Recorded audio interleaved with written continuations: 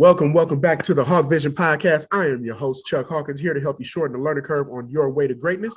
Make sure that you like, share, and subscribe across all of your social media platforms, especially here at YouTube. Most importantly, share this podcast with other visionaries just like you. Before we get started, take a look at the show notes. You'll see a link to my favorite thing. If you know anything about me, you know I love me some coffee, and now you can support the show by buying your boy a favorite cup of coffee or two. If you're a subscriber, you'll get some extra behind the scenes tips and videos as well. Now, before we get started, I got to tell you about this guest. Our guest this week is someone that I've known virtually for almost 12 years. Through that time, she's become a thought leader, one of the brightest business minds around, and extremely successful in her own right. With well over 30,000 engaged followers online, she has created an engaged faith-based community that is full of women that are launching profitable businesses. She effectively teaches people all over the country how to launch their dream and their businesses correctly. She's an author,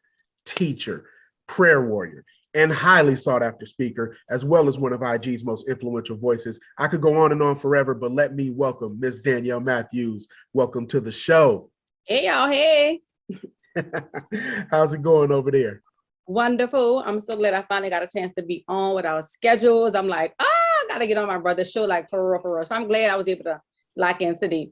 Yeah, this one's been a long time in the making. You know, our schedules have been, back and forth crazy. You booked and busy. Listen, we started this show a little over maybe about 10 months ago, 32 countries, listeners in every state, active, engaged, and we just started the YouTube, and YouTube is going. Like it's a good deal so far. So yeah, I couldn't continue to grow the show without having the great one on.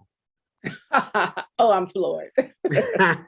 So let's go ahead and jump in. I want to absolutely value your time. Definitely want to thank you for spending some time with us. Now, I remember, I don't know how IG feels about this, but I remember when it was just a Twitter, a t-shirt, and a prayer call. How does the success feel looking back on everything that you've been able to build so far? It was so funny because my spiritual mother texted me this morning and she sent me, I used to do like goal setting with her, and she sent me a screenshot of a worksheet I filled out maybe like 7 years ago. And she said, look at this. Every goal that I put on that list, I crushed. So it feels good. It's surreal. It's different. It's challenging.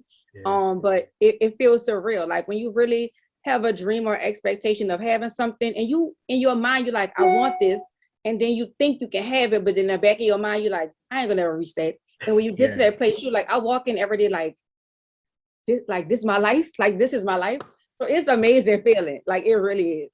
Listen, I remember we used to go back and forth with messages, and to see you now have a cleaner lady, right? And to see you now being able to walk away from the 9 to 5, I just look and I'm like, she is walking in her purpose. And the best part about it is that now you're able to teach others to do the same thing. Yeah, and that's the part about any job or any career that's rewarding. It's not just doing it for yourself, because it's cute to say, oh, I made this amount of money, or I have this level of success, but people don't follow you because of what you have. They're intrigued at your story, but they want to know, is this attainable for me? Can I have this same level or higher level of success? Right. So any business owner, any thought leader will teach you, it's not a measure of how good you're doing, but how many people that you can inspire or train to do what you do that defines your level of success. So now I'm at a point that I have clients that I coach, and I have people who businesses I brand from like zero, and to see them, some of them exceed me like abundantly. Like my last client who I just found in Atlanta was like, yeah, I need you to send me my EIN because I just signed the lease for my new space and I move in. I'm like, wait, what? Like, so to see that happen, and it's not just because of your influence, but because of your walk and because you stayed the course, I feel like that's the biggest testament of like what God can do with any business. Like if that's what matters.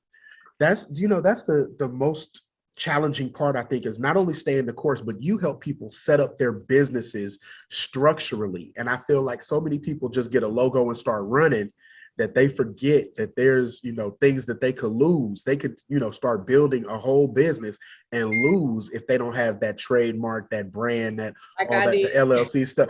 Yeah, exactly. So I want you to tell that story. I know your IG followers probably already know some of it, but tell me that story. You had built a pretty successful brand up to that point and had to get a whole cease and desist. Baby. So when we first connected, Chuck, like you said, it was almost 12 years ago, and I would do a prayer call, right? And if you know me, I call everybody pretty girl, pretty girl, pretty girl, because I just believe in empowering women. Yes. And so I would do a call every Wednesday.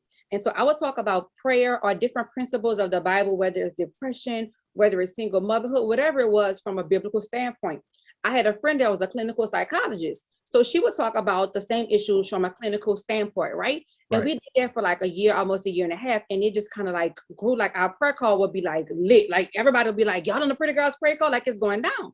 And so one of the girls suggested I do a t-shirt. You should do a t-shirt that say Pretty Girls Pray, because that was the name of the group. Yes. And I was like, I don't know about no t-shirt. So I'm like, okay, I researched it. I did the t-shirt. I did the t-shirt and I did it first as pre-orders just for my group. And so when I did that, like they ordered it and then I sold out and then I sold out again and then I sold out. And I'm like, okay, this is the thing.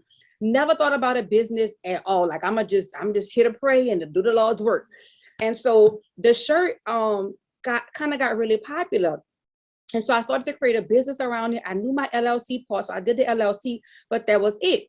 Well, one of my great friends is Toya. At the time, she was Toya Wright. Now she's back to, Toya Johnson. Yes. Well, Toya was married to Lil Wayne. So during this time, Toya and K. Michelle were in like a beef situation, right? Because they love hip hop stuff.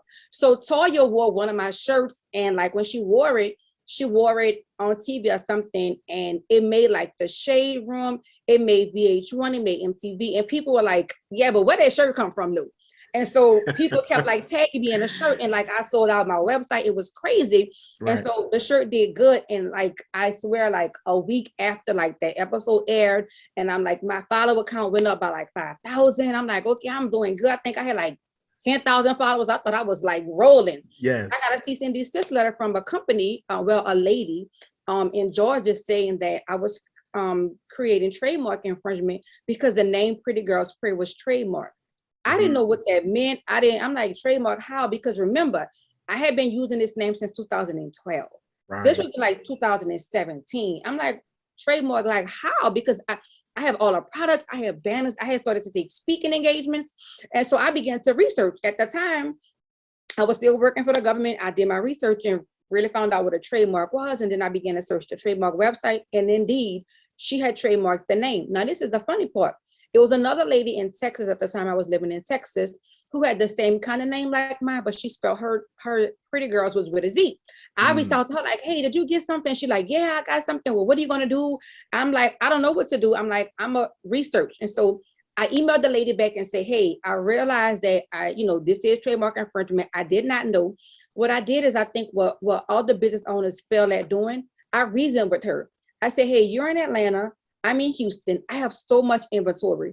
Would you allow me to sell the rest of the inventory that says Pretty Girls Pray? And once I get done with my inventory, I'll finish, and I won't use the name. Right. Now, she could have said no, because by right, she owned the name, right? Correct. And even though, like I told her, you have not used this name, like I looked up everything. She had not used the name at all, but it still was hers, right? So that ownership. I could have hired a lawyer and I could have proved that I used the name first in commerce. I could have proved that I had been using the name for years. I could have proved all that stuff. But at the time, I was ignorant. I didn't know any better. Sure. And so people were like, well, why you just didn't keep selling the stuff? Because she was in a different state she was. But at this point, I had reached a level of notoriety. So people were going to wear the shirt. So I can't just be like, they bought the shirt 5 months ago. Right. Yeah. And so I stopped using the name. I was devastated. I didn't want to do it anymore. I didn't want to do ministry anymore. I'm like, I don't have time for this. Like, I'm not educated enough. I'm not smart. I don't know what to do. I thought I was doing the right thing. God, this is you. I didn't want to do this. Like, this is what you told me to do. And I'm like, let me find a new name. So I did a name, Pretty Girls Praise. Did that for like a year. And kind of like the same thing happened, but the girl like withdrew her application after this because I guess she saw like, okay, this girl has a pretty fan base. Yeah. And then I started thinking, that's not me. So how can I shorten the name Pretty Girls Pray into like something else? And so one day I was in prayer as always, and the Holy Spirit said, pray pretty. I said, that's the stupidest thing ever, because I don't pray pretty. I pray ugly. Like if I'm praying, I'm in, right? That ain't gonna work. Yeah. stick with this, stick with this. So I'm like, okay, I'm gonna do pretty. Well, this time I researched the name, I LLC the name, and I trademarked the name. It took me almost about 9 months because I like went through the trademark application like with the fine tooth comb.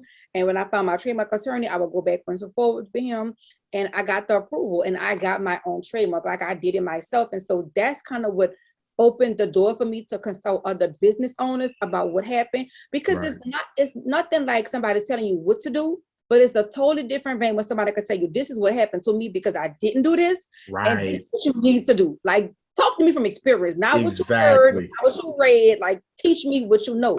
And so that's what kind of opened the door for me to consult clients and to now process trademarks. So that's like the story of like how my name kind of like derived.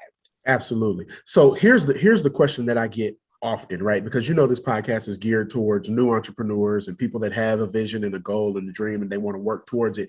When do you know that you're ready to file an LLC? When do you know that you're ready to file a trademark? Because I tell everybody, be profitable first, right? Like, stop worrying about the LLC, because LLC Twitter and LLC Instagram, they'll get you in trouble. You need to be Yes. profitable first. What's your advice on when you're ready to engage in these various steps of the structure for your business?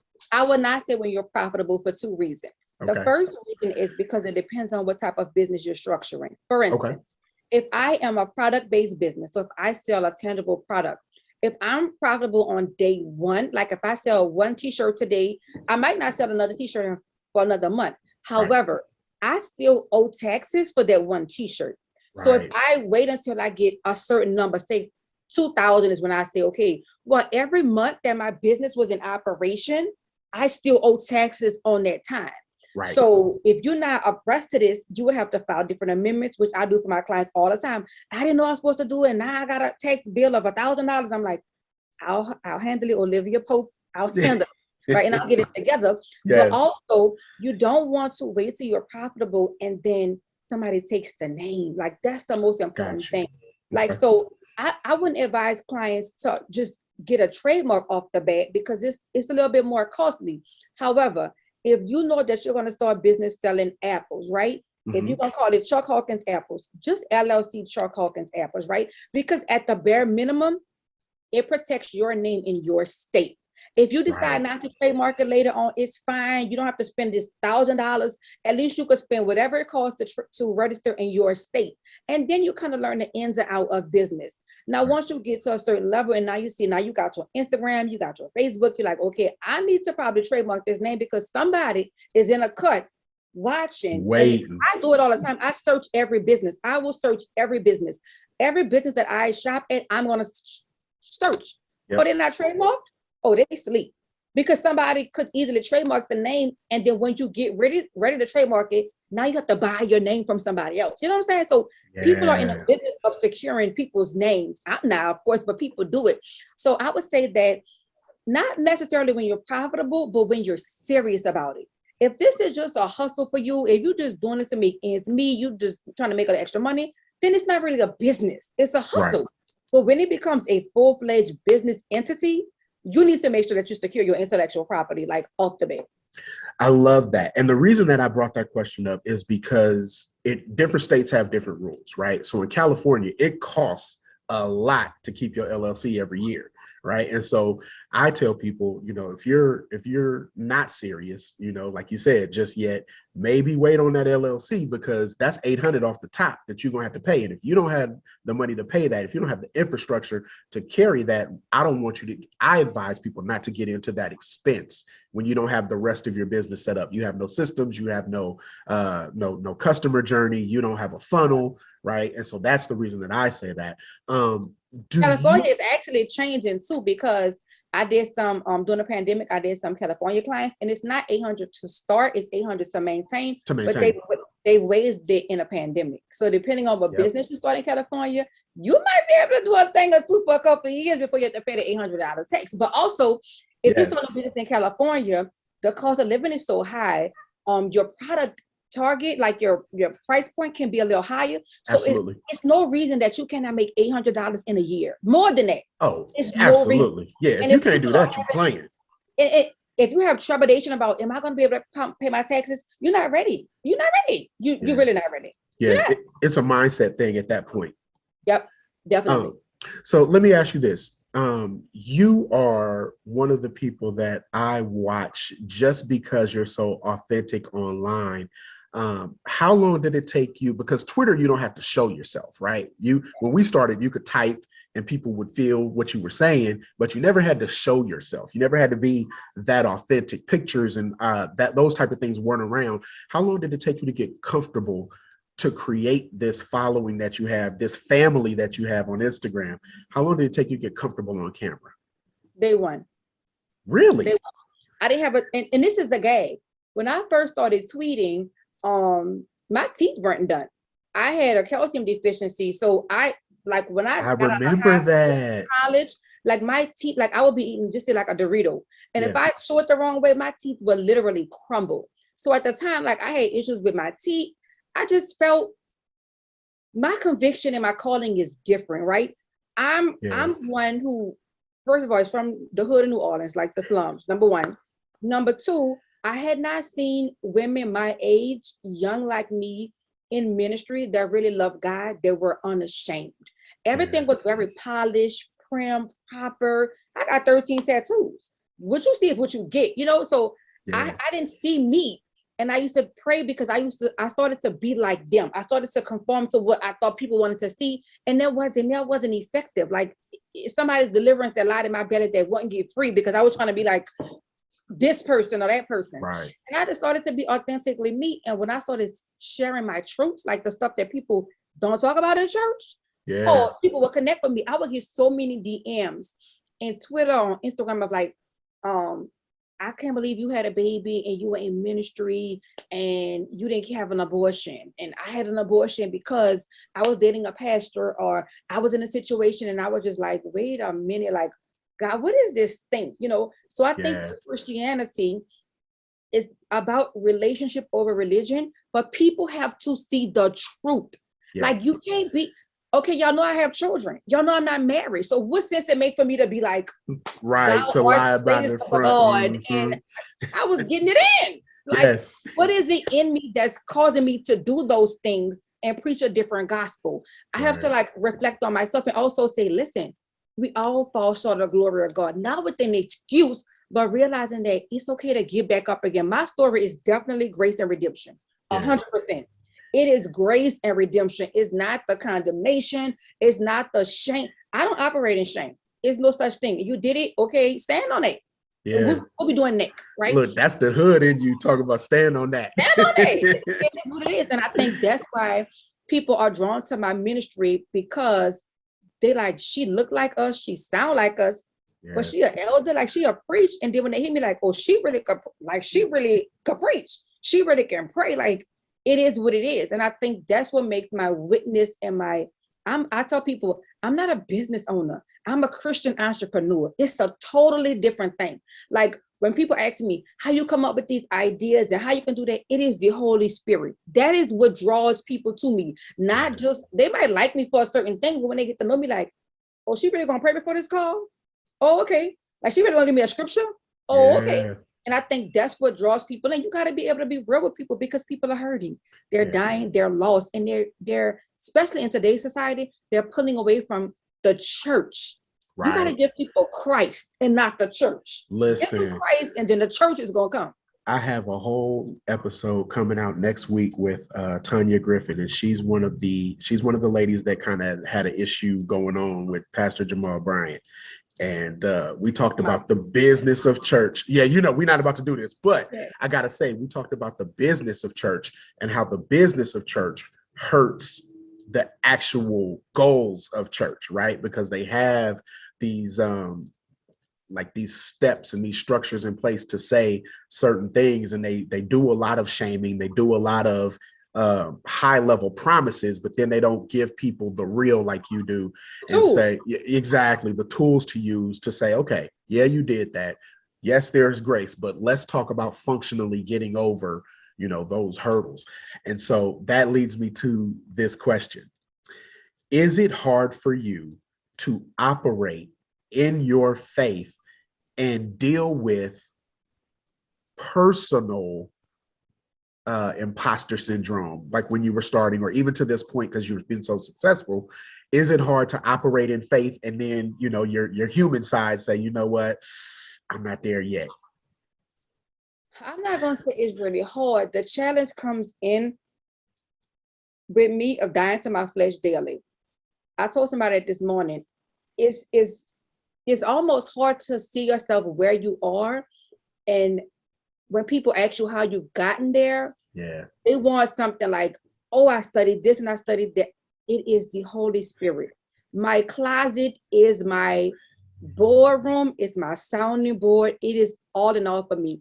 The reason why I've reached a level of success that others who may have started before me have not received is because I am in the closet.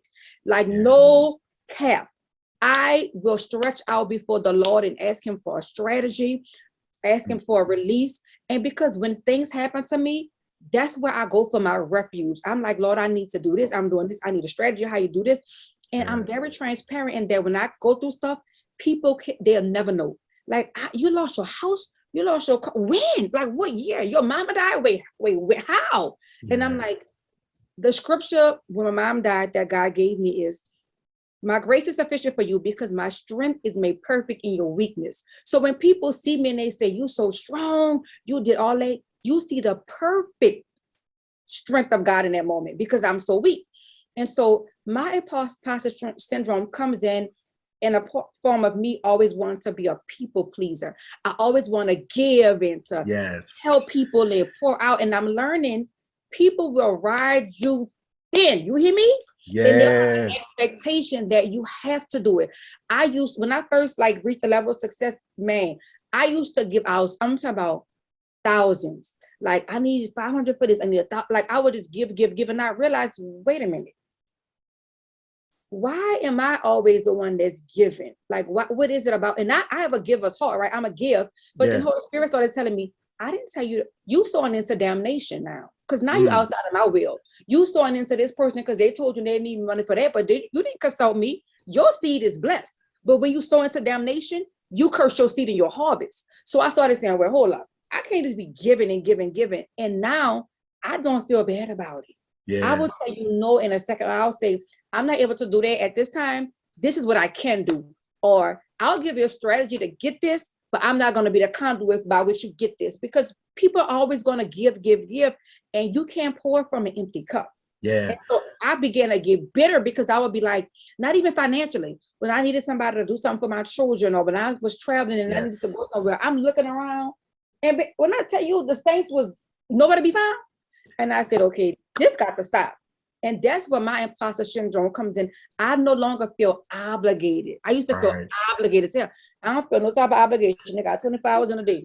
Listen, I'm gonna do it every day. And the thing about it is, people will see you grind. They'll see you up late at night. They'll see you sacrifice with your children. They'll see all this stuff and still have the audacity to think that you have to give them something. You didn't just see me breaking my legs to get this.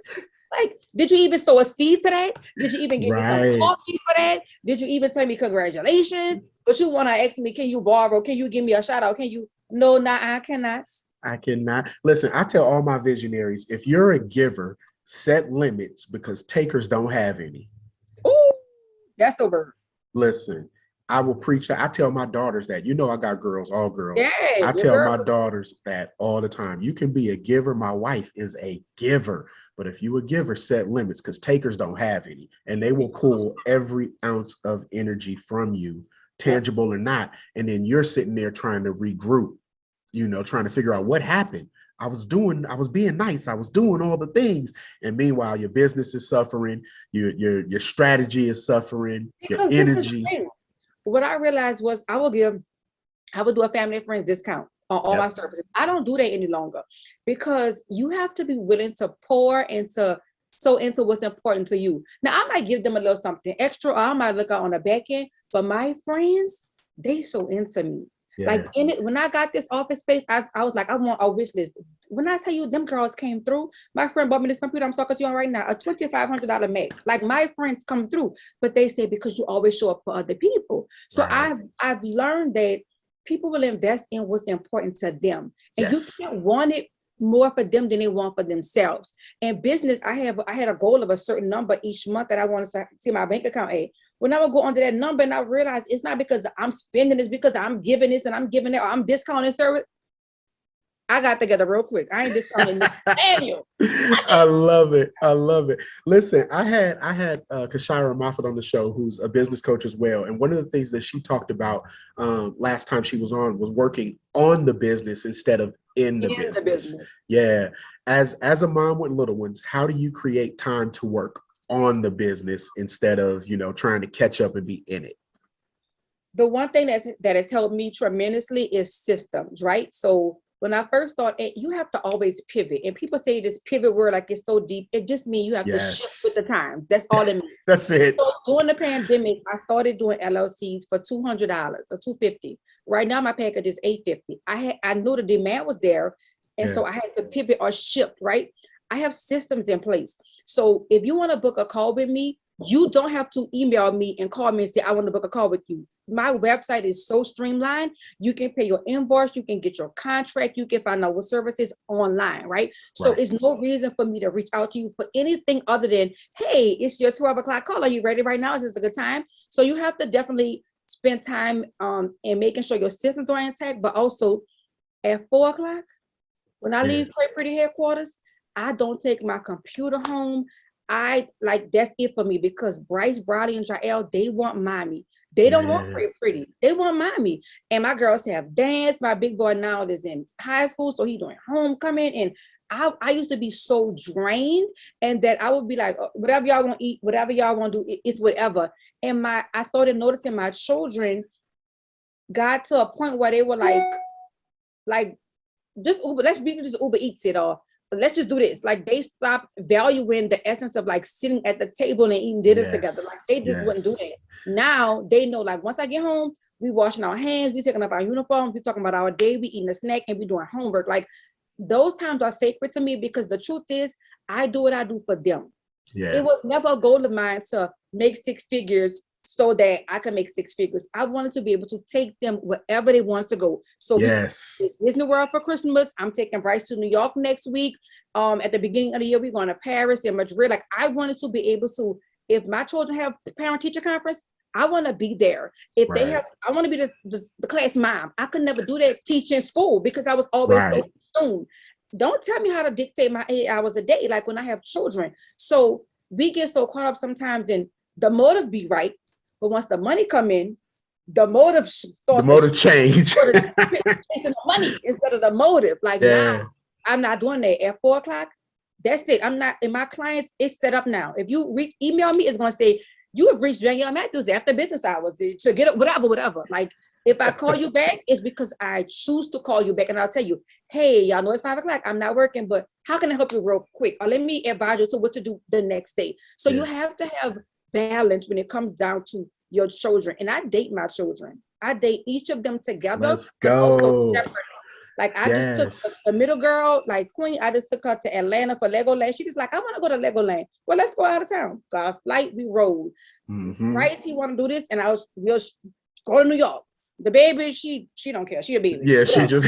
my big children, we date together, but we also date separately too, because I want to cultivate something in them so I can show them, you can't always have your hand out.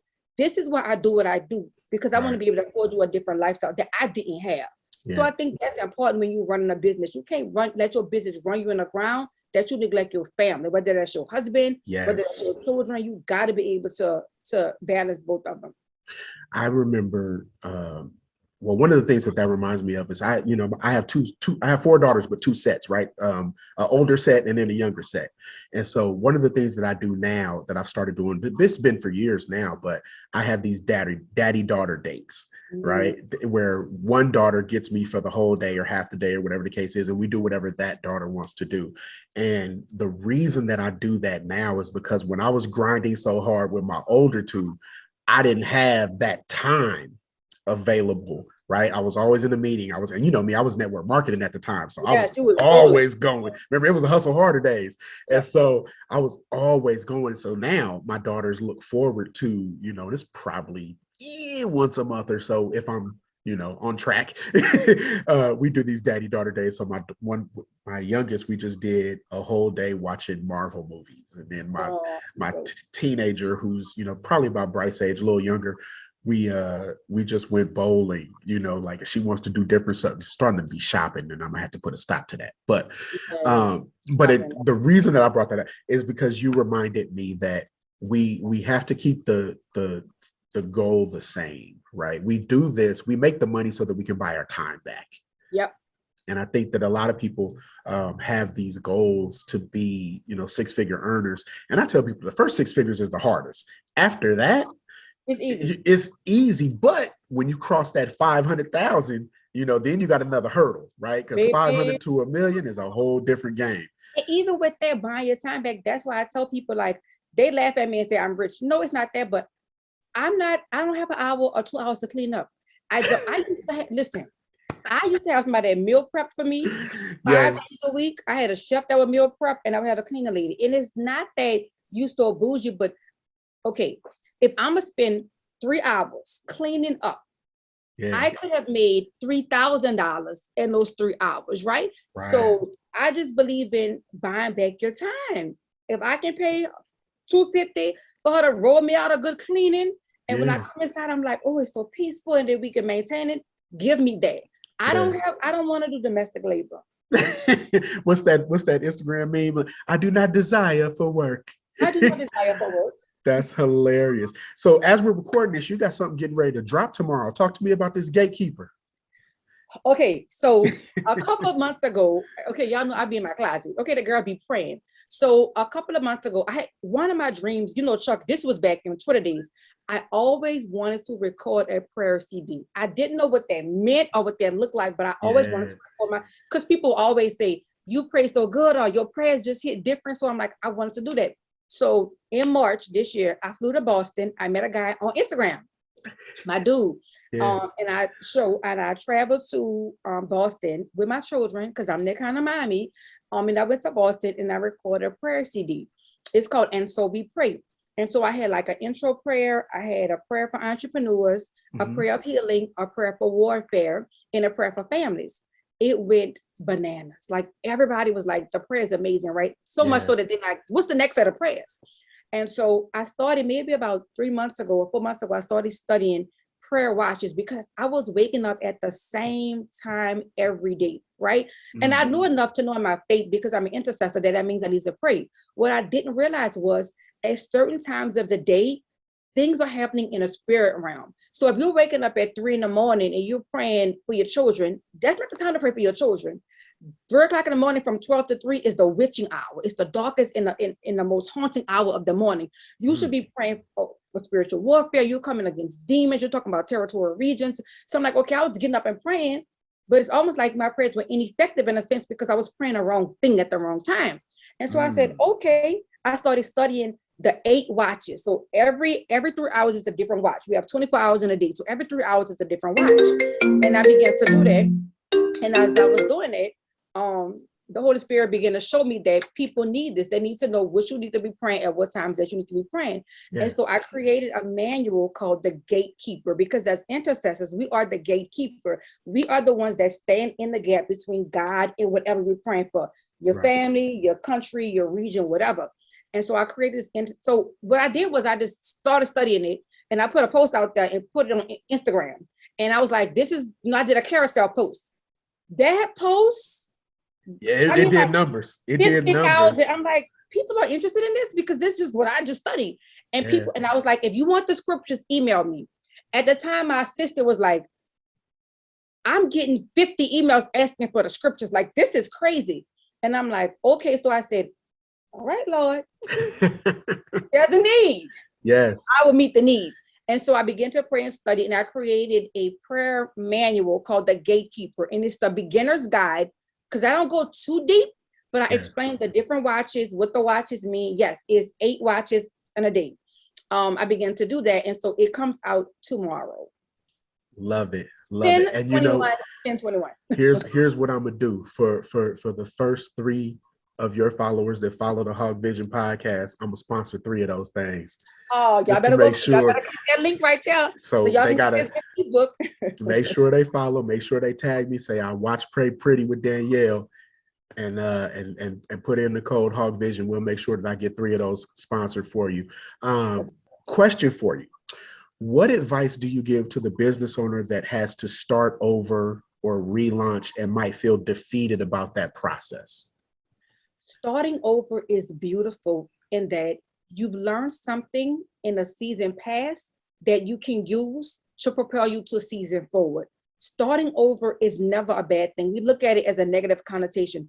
I teach, if you pay attention to me, I rebrand almost every quarter. Like I might be into something for a year, but every quarter, I'm gonna do something a little bit different, right? So rebranding is a good thing because you have advantage that other people don't have because you know what didn't work.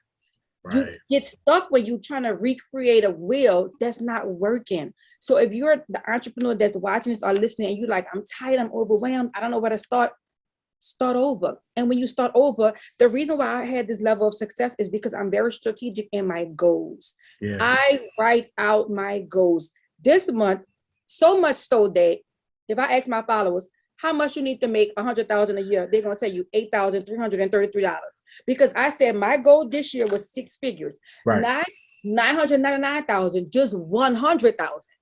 And in order to do that, I needed to make, divided by 12, 83.33 a month. If I make more, wonderful. If I make less, wonderful too. I can add to make more. And so when you starting over and rebranding, you have to get into the mindset of what was I missing? What didn't I do the last time that I can do this time? And what's true to me? I'm not a real person. Everybody do it. I don't like reels. Why would I get on here? Yeah. That ain't me. That ain't who I am. I gotta be authentically Danielle, and I have to give people me. And because I do so well at doing me, it draws my people to me. So I feel like you have to be authentically you, and you have to study. My friend Wall Street Trapper calls me almost weekly and give me 50 books. I'm like, free. I can only read like a book. Like, what are you doing? But he's a student. He masters his craft. So you have to begin to study the time, study the people, study systems, and be true to you. And give yourself grace. I've been doing this since 2012. This 2021. So it took me 9 years to get to where I am. So it ain't gonna happen overnight. Everybody not gonna be I made $1 million in a minute. But y'all, kudos to you. Right. But for those of us on the backside of the mountain, we're gonna be strategic about it. We're gonna pray and we're gonna keep working. And don't be afraid to reinvent yourself. I used to do branding, marketing, baby, I don't do that. I'm a business startup coach. You know, I can do a creative design. I can create products, and their products is just a way for me to show you how I'm good at what I do. But you got to be true to who you are. I'm not doing no reels and all that, baby. She said, "I'm not doing it." Listen, we from a certain era where we ain't doing all that dancing, and we ain't. That ain't us.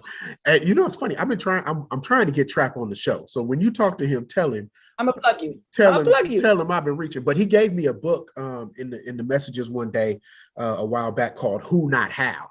And it's funny that you mentioned him giving you books because that book is so amazing. And basically what it does is talk to you about who you can have in your network that can help you do the things that you're not good at so that you can stay in your zone of genius. So to that question, how important has your network been to your success? This is the first couple of months, honestly, being real transparent, that I've been able to lean on a network. Because I've always been just me. And it's not because I wanted to be strong. I didn't have anybody I could depend on. That's the God honest truth. It was nobody else. You know, I always tell people, everybody in your crowd is not in your corner. Or everybody in your boat is not rowing the same direction that you are, right? So they'll be like, oh, you pray pretty, you got these million followers, but when the rubber meets the road, it's just Danielle. And so this year, God has strategically align people to bless me. Like one of my best friends, Kim, that's my heart. Like whenever it comes down to an event, Kim gonna roll it out because she know me, she know my heart. She rough around the edges like me, you know, so she get it done. Like that's my go-to. It's people I'm connecting with now, like my friend Karita. Karita is like she's a big on systems, like huge on systems. And she like, you need to do this, you need to do it, you need to do that. Free trap. Like it's people that now but this is the crazy part. I've sewn into these people for years. When you talk to Trap, he'll tell you the reason why he quit his job is because I wrote his first 2 ebooks that made him his first 10 grand. Right? Let's go. I do it because I love to do it. So now God is like, now it's time for you to rest. And now it's time for people to sow into you. So I think you have to give what you want people to give you back first. You can't just automatically expect, oh, Chuck, I've been rocking with Chuck. Why he not doing this? Why you feel entitled to be a part of whatever he got going on? Show yourself friendly. Support what he have going on. And so now I'm learning that I don't have to have an assistant because they say I have to have an assistant. I don't need systems because I need one because I need one now. And I need systems because I need one now. So allowing yourself grace to grow, but also let people fail because we didn't always get it right. So everybody's not going to have your heart initially, but you can teach people to do what you need them to do. You have to be willing to put in the work with people and not just write people off because we just, I'm right. They ain't the one. Did you train them? Did you teach them? Did you labor with them? So I feel like now I'm starting to get to that point. I be asking, Lord, if you know somebody who can be send me an assistant that's like me, baby, I will put her on the payroll and we'll do a thing. I need that. But you also have to be wary of people that want to be around you for the wrong reasons as well. Yeah. And so the people that rock with me, they on my live every time I'm live. They sending me emails about how I bless their family. It don't even be about money. I have had people that say, I can't give you money, but you did this for my children, my family. Can you just pray for me? Can I just pray with you? Can I just declare, yes, I don't need your money. I need you to be okay so that you can do better for your family. So I think you have to be the person that you want people to be for you. You got to do that. You got to be able to pour. We always want take. What you giving out selflessly, not putting on Instagram for a shout out, not posting the cash app that you done sent somebody $1,000. Like, what are you doing out of your heart? And I think when people know your heart, they'll serve you for life. Listen, that leads me perfectly to the next question. And we're getting close to wrapping up. But the next question that I have is I want you to help me right now, right? Because I always tell my visionaries that no miracle ever happens without somebody doing something. Yep. But I do realize that we can't do everything alone. How do we identify that line between doing the work and then being still? Foundation. So you can't be still in a season where God is calling you to build. And I think that's where we get messed up at. We reach some level of success, some level of favor, and then we just stop. You have to be still to hear from God to get your marching orders. And when you get those marching orders, you got to do the work. It's been times like September, I said, I'm not taking no consultation. I'm not doing nothing. And for like almost the whole month of September, I was very quiet. Like I wasn't on social media like that. But when I came back, I did a 72-hour sale. I did this. I heard from God, and I did not let that hinder who I was. And so I have my mailing list. So my mailing list is my pretty posse. Those are people that really love me, my people, men and women. I was able to pour into them without being active on social media. So you have to, the Bible talks about rest. Even Jesus went to the Garden of Gethsemane to pray, to hear from his Father, right? Yeah. So you can be still, but why are you being still? Are you being still because you're scared? Are you being still because you procrastinating? Are you being still because you're lazy? Are you being still to hear from God? Because once you are still and hear from him and he give you the strategy, it's time to execute the strategy. Faith without works is dead. You got the faith to believe it, but once you get the strategy, you got to work out your soul salvation. So I feel like it go hand in hand. But when it's time to unplug, you got to really unplug. Like when I unplugged, it wasn't me posting everything. I really, literally unplugged. Yeah. I'm not taking no orders. I think September was my lowest month. I think I probably made $3,000 in the month of September. Legit. Yeah. And in August, I made $18,000. Right. So but I wasn't hungry for, I'm only going to make this amount of money. I didn't care. I know I needed to hear from God to get my next level for 2022. And he began to declare some things in my life and show me 2022. Let me just say this. 2022 for the entrepreneur is going to be a year of supernatural abundance. I don't care if you're selling t-shirts, if you're selling hand sanitizer, 2022 is about to be amazing. but you got to be focused and you got to be disciplined. You got to push yourself back from the table, like you said, Chuck, to be still and hear from God and get the strategy, and you got to run with it. Because when I tell you, he is releasing creativity to the believers, but you can't be scared. You can't, like, if Listen, you got 2 more months to get it together. Because when you come, I'm talking about hey, it's up. we putting fear on the clock. We putting fear on the clock. I tell people, when my mom died, my co-pastor taught me, she said, you got 60 seconds. She got 60 seconds to cry. The Bible said, weeping endures for a night, but joy comes in the morning. Nighttime at 12:59 is night. At 1 a.m., it's morning. You got 60 seconds to waddle in fear and doubt and unforgiveness and 60 seconds.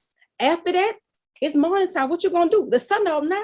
The Bible said you got to work while you can, because when night comes, no man can work. It's morning. What you doing with your 60 seconds? Let's go. Let's go. What part of the business keeps Danielle up at night? Is it execution? Is it planning? We know it's the prayer, but is it execution, the planning? What part keeps Danielle up at night? It's ever evolving, because like I am a visionary at heart. Yes, I always have been. I will give you that one. Listen, from Twitter days when it was me, you, and Marie, right? Yep. I will give you that. Visionary at heart. Go ahead. I'm sorry. In my phone from things that I want to execute for the next 5 years.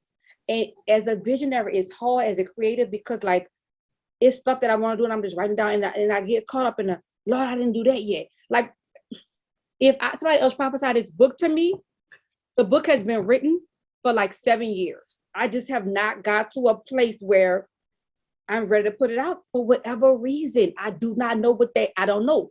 Yeah. So it's like, he just give me stuff and download ideas. And I'm like, what to do first, what to do next. And then that's where fear creeps in and procrastination, because you won't do nothing. So now I'm at a point where he give it to me, I'm gonna write it down. I got my to-do list, and now I plan my year in quarters. The first quarter is this, the second. So it's never a time that I can say I didn't do this, because why you didn't do it. So the part that keeps me up at night is thinking, what's next? What do I do next? What am I gonna do next? Like, Lord, what, and some stuff I want to shift, and people like, I'm still stuck on this. So I have to slow myself down, because I'm a prophet and I'm a seer. I have to slow myself down and let people get what they need here before I take them to China, because I'm way up, like I'm doing this. So that's what keeps me up at night. And praying. People tell me stories about situations they go through, and it's on my heart. Like I'm at night just praying for their families and praying for their children and praying for their husbands, and I be just, oh Lord, it's heavy. It's heavy. But it's who I am. You mentioned the word procrastination, and I really hope that your IG can hear me when I say this, but the word procrastination has been heavy on me lately, because I have a revelation about it. Procrastination only happens when you're successful after you procrastinate, right? Mm-hmm.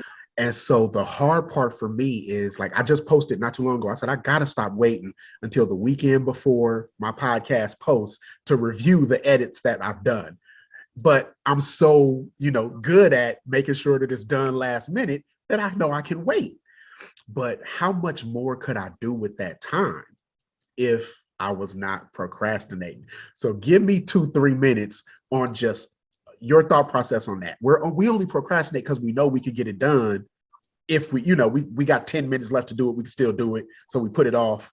What does that feel like for you? Procrastination is tied to fear. Okay. Biblically, procrastination is tied to fear. Procrastination manifests in anxiety, in doubts, in laziness, and putting things off. The root of procrastination, according to the Bible, the strong man, is fear. So it's not that you just putting it off because you don't have time to do it. You are afraid. Now, afraid of what is the question? Are you afraid of, once I do this and I edit this thing, then what do I do next with my podcast? Am I afraid to reach out to the next person? Do I know that God is pivoting me to do something greater and I'm not ready to do that greater yet? So I'm gonna just wait till the last minute. Because if you knew that in the next minute you could make $10,000, you will not procrastinate, because you know that on the next side of this, thing is $10,000 and I want $10,000. You're not going to allow fear to stop you. So when you have the thought of procrastination, I tell people you have to cast down, the Bible says, cast down vain imagination. So literally say, I will not be afraid. I will not procrastinate. I'm going to write this down. I'm going to check off my to-do list and I'm going to go on to the next thing. Because what happens is, like you said, once you stick and you'll get it done at the last minute. How much more could you have done in that moment? And what is tied into your obedience of doing it in the right now? See, when my mom died, it made me think like when you lose your parent, especially if you have a good parent, what else can be harder than that besides losing your children? Like, what else is there? I lost my mom. Like, what else is there? And so what I realized is time. My mama was she died at 53. That's young. What else is waiting for you to operate on the other side of fear? You don't know what tomorrow is gonna be like. So I want to get everything let me maximize today, because tomorrow I might not have an opportunity to do something. And every time you wait till the last minute, something gonna come up. Your children gonna be sick. This one gonna call off. Your job gonna be tripping. You're gonna get aggravated. So you're not gonna do nothing. And then you're gonna look up and seemingly everybody around you is gonna be moving ahead and you're gonna be stuck. That's the enemy. The truth is, you was afraid to move. And one thing about God, when he releases creativity, he releases it into the atmosphere. He's not just saying, I'm going to give Chuck a podcast. I'm going to give Danielle a business. He going to release podcasts, business, strategy. Whoever grab it, that's who going to get it. So you sitting there wondering, they stole my idea. No, baby, you slept on your idea because you was procrastinating. You slept on your vision because you was waiting till the last minute to do your edits. Now you could have did them edits, and you could have went on Instagram and you could have saw Wall Street Trapper and say, dang, let me hit him up right now. And he got a free minute right now, and bam, you got the interview. But you wait until last minute to do your edits. So you're not bring yourself up, give yourself the capacity for more because you're scared. Yeah. Listen, that's a word right there. I already know that's going to be one of the video snippets right there. That one right there is the truth, because I think a lot of people, myself included, I think procrastination is, most people don't give it the credit to look at it that deep, right? Most people say, oh, I just don't have time. I'll do it later. It's easy for me to do it. It is easy for me to do. And this is the thing. I have it bad when it comes down to planning for like events and stuff. I know I got to travel out of town to do this. Now, baby, I will have my to-do list, my itinerary together, because I know that something is going to come up. But if I plan accordingly, that won't rattle me as if I was prepared. And it just speaks to your heart as like, how serious are you? You don't procrastinate with your children. If you know your baby got homework, you're going to wait till 7:30 to do her homework? Absolutely not, because you know the importance of it. You know what I'm saying? So it's fear. Procrastination is tied to fear. It manifests in anxiety, it manifests in laziness, it manifests in depression. And because we so small, we train ourselves to think that, oh, I'm gonna just do it because I can do it fast. You could do it fast, but how much more could you be effective is if you did it right now, as opposed to doing it fast. You make a mistake, you're gonna mess up something, you're gonna take more time correcting what you could have done the first time right, because you procrastinated. I love it. Listen, we're about to get close to wrapping up. This is the visionary round. I'm going to give you a few words. You tell me what they mean to you, either a word or a phrase. Ready? Yeah. First word is communication. Ooh. Communication will cause people to do anything that you need them to do. If you don't communicate, a lack of communication causes people to be stuck. So as a visionary, if I communicate, I can get you to do whatever I need you to do. If I communicate, you got to be willing to communicate. Love it. Next word is expectations. Oh, I love it. Can't judge people off an expectation that you don't make clear. So not only do you have to have them, you got to manage them. You cannot judge somebody's what they didn't do, what you needed them to do, what they should have done, if you don't make the expectation clear. I have expectations for everybody in my life because I used to not have no expectations and no boundaries. Now I have expectations. I expect my friends to show up for me because I show up for them. And if they don't, then my level of expectation has to change, and the way that I treat them has to change. You can't expect something of me that I don't know I'm expected to do. Love it. The next word is value.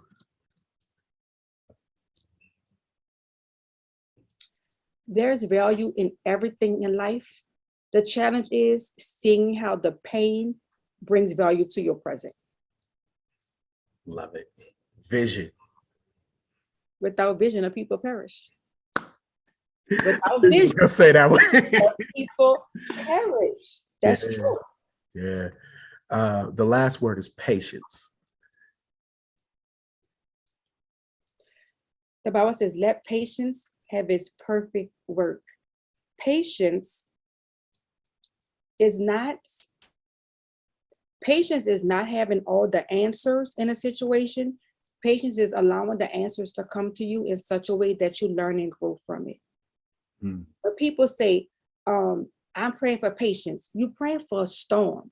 You're praying for adversity. You're praying for a challenge, because the way that patience is tested is through adversity. Right. Stop praying for patience and not expecting to go through a storm. It'll never happen. It'll never happen. I just asked the Lord to give me patience. He's going to give you the most disgusting, aggravating, co-worker, thorn in your flesh, because he have to see you work out the patience perfectly in that situation. Yeah, I think so many people, and I'm saying this is partly a joke, but it's true. So many people have been praying for patience that we got the pandemic, because it taught everybody to slow down. You had to wait in them lines everywhere to go. When it first hit, you had to wait in them lines to go to Costco. You had to literally just sit still. And it shifted my time management. When I tell you, I'll have to be at my office for 10 o'clock. I'd be like, all right, it's 9:45. I'm rolling out the bed. Now I like my time management, because if I'm driving and you speeding around me, I'm good. I'm not tripping on that. You're not about to wreck my good beans. But also, I'm fine because I've prepared myself. I'm patient. It be in a line and people have attitude, and I say, it's okay. Yeah. Patience is such a gift. And especially as an intercessor, because when you pray, you have to be fervent in your prayers. Fervent means you have to keep praying, but you got to be patient, because God don't always answer when you want him to answer. And a lot of times we pray and we don't get the answer, and we go out and we make our move, and then we won't cry to God because of the mess we created. Were you patient? Did you hear him? Did he give you a release? Because prayer is a dialogue, not a monologue. Did he say to do that? And then you wonder why this happened. Well, he never released you to do that. But you wasn't patient. You just prayed and I'm going to do what I want to do. You got to simmer down and be patient and wait, because he's going to give you an answer. He's going to say you either yes, no, or wait. That's why I was patient enough to wait for this interview. We tried to do this thing because I knew this was going to be so clean. Oh, my God. To that point you said, though, why is it always somebody in a raggedy car driving 100 miles an hour past, in and out the freeway? Like, in my good car. Listen, they don't have nothing to lose. I'll be sitting there, we ain't gonna talk cars too much, but but listen, the A7, I'll be sitting there like, you ain't about to mess that up in that 1983 Honda. Not that big Audi. No. Listen, we're not doing that. So getting close to wrapping up, what's next for Danielle Matthews and the Pray Pretty brand? So the Gatekeeper's releasing tomorrow. Yep. I'm doing Brunch with Bosses, which is my 5th year. Brunch with Bosses is a brunch that I do every year for entrepreneurs in New Orleans. It'll be my 5th year. I'm excited about that. That's November 21st. And then after Brunch with Bosses, God really put it on my heart to start doing kind of like a different kind of coaching session. I want to do like a 2022 strategy session where it's not gonna be virtual. It can't be virtual. I'm gonna do maybe I'll do a class. I'm not sure, but I want to do because I think my number was 5,000. I think I'm gonna do 20 people, and we're going to spend a day and strategically plan our 2022, even if it's the first quarter, because I'm over vision boards. I'm over that. We talking about strategic actions. Yes. So the next thing for me is and also what's been great for me is creative direction. I don't think people, when I do those shoots, like my power theme shoot, when I did my pop shoot, that is all me. That is me, everything.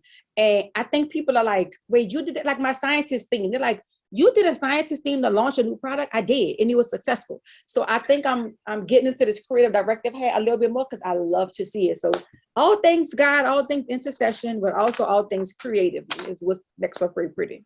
Love it. 50,000 people in the what is it, the Mercedes-Benz Dome? I know that they've renamed it. 50,000 people in the Pretty room. Pretty conference. Danielle Matthews on stage. What do you want everybody to leave with knowing? Nothing comes to a sleeper but a dream. Time to wake up. Time to wake up. Ladies and gentlemen, you have been rocking with the great one, Danielle Matthews, and yours truly, Chuck Hawkins, here at the Hawk Vision Podcast. We've been here talking about launching businesses, mindset, prayer, and so much more. I hope this interview has been informative. I hope we've added the value to your day, some smiles to your day, and more importantly, that we've helped you shorten your learning curve on the journey to success. Make sure you buy your boy some coffee. As you can see, I'm out now. Like, share, subscribe across all the platforms. Send in your messages, your guest suggestions. Can't continue to grow this show without you, my visionaries, and I'm so appreciative that you gave us your time today. You know how it goes. There's absolutely no miracle that will happen without somebody doing something. We'll see you either at the top or from the top. Danielle, thank you so much for joining the show.